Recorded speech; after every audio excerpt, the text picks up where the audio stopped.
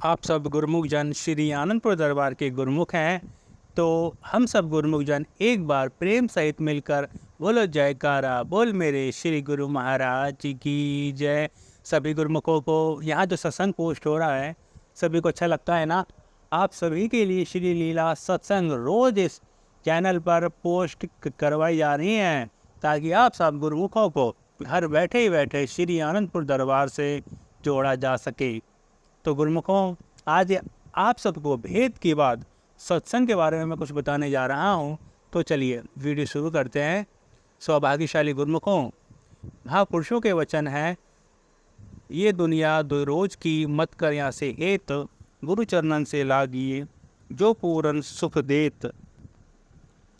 सौभाग्यशाली गुरुमुखों, इस दुनिया में कुछ समय के लिए तेरा आना हुआ है। दुनिया में दुनिया के लोगों या पदार्थों से अपने चित्त को मत जोड़, बल्कि सद्गुरु के चरणों से जोड़, जिससे तुझे सच्चा सुख मिले। महापुरुषों की शरण ग्रहण करने पर उनके चरणों से चित्त को जोड़ने से जीव को सच्चा सुख मिलता है।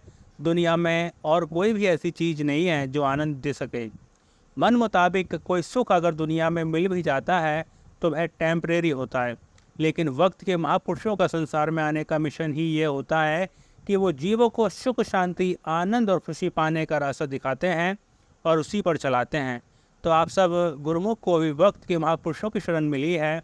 उनके सत्संग से इस बात की समझ आ गई है कि दुनिया में कोई किसी का सच्चा मित्र नहीं है जो जीव को सुख शांति पाने का रास्ता दिखाए, उसका कल्याण कर सके, आत्मा को परमात्मा से मिला दे।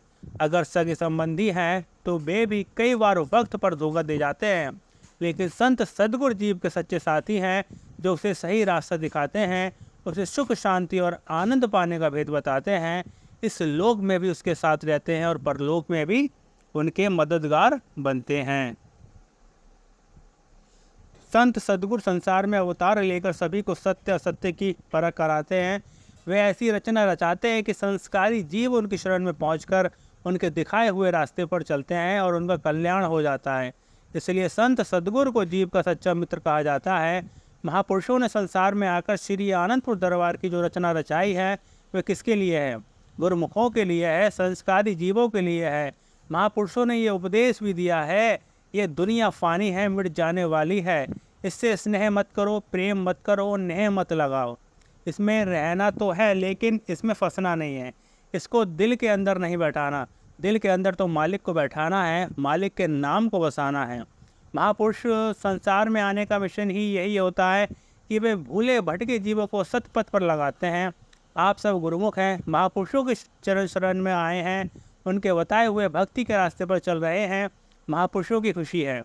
महापुरुष तो भेद की बात बताते हैं, गुरुमुखों सरल रास्ता दिखाते हैं कि संसार में रहो, कार्य व्यवहार भी करो, लेकिन महापुरुषों के बताए हुए तरीके से भक्ति की कमाई करते रहो। बस इसी तरह भक्ति के रास्ते पर चलते हुए, उनकी आज्ञा में रहते हुए अपना जन्म सफल करना है। भक्ति की कमाई के लिए ही हमारे श्री 108 श्री पंचम पातशाही महाराज ने श्री आरती पूजा भजन अभ्यास सेवा सत्संग दर्शन ध्यान 5 नियम बनाए हैं। संसार में भी रहो, कार्य व्यवहार भी करो और इन नियमों की पालना भी करते रहो। अगर इन नियमों की पालना करोगे तो संसार के कार्य भी अच्छे से पूरे होंगे और भक्ति की कमाई भी होगी। भक्ति की कमाई करने से ही महापुरुषों की खुशी मिलती है और जन्म सफल होता है।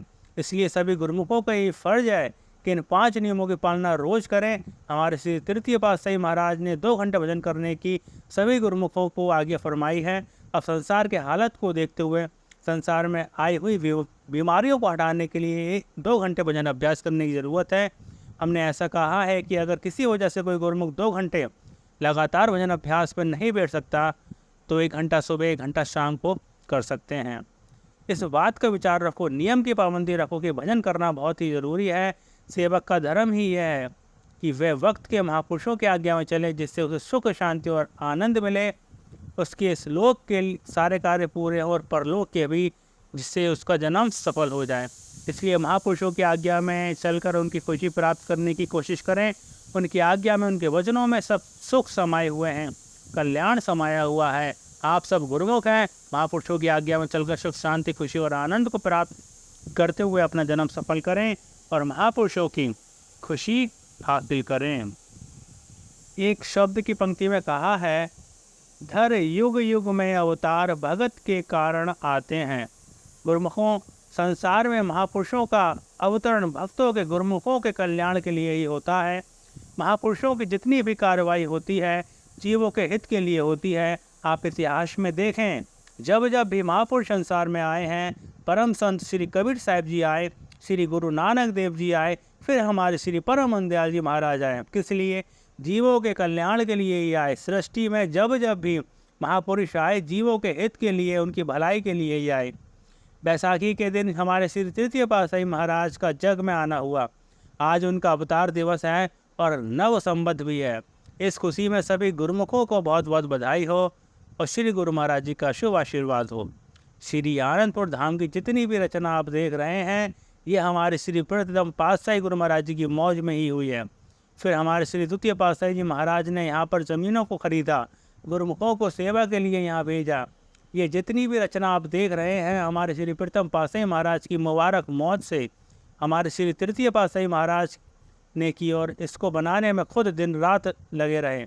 गुरुमुखों को सेवा में लगा करके श्री आनंदपुर धाम की रचना को रचाया, श्री आनंद सर बनाया, और जो जो लीला आप देख रहे हैं सब की सब हमारे श्री तृतीय पातशाही महाराज ने ही रचाई है। संसार में महापुरुषों का आना वाहिद सेवकों की भलाई के लिए, उनके कल्याण के लिए ही होता है। आम दुनिया इसको नहीं समझती।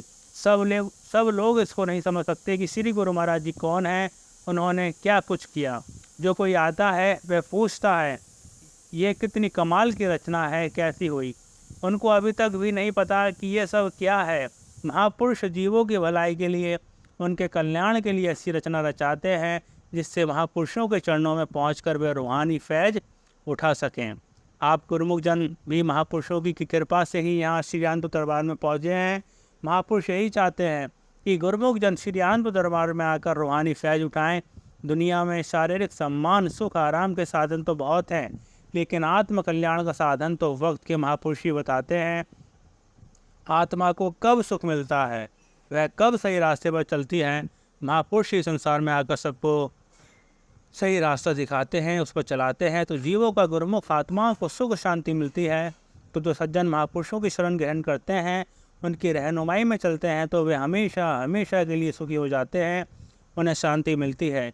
आप सब गुरुमुख हैं, महापुरुषों की शरण में आए हैं, सुख शांति को पा रहे हैं। महापुरुष यही बताते हैं कि दुनिया के कार्य करो, मना नहीं है, लेकिन ये ध्यान में रखो कि आपको आत्म कल्याण का खास कार्य करना है।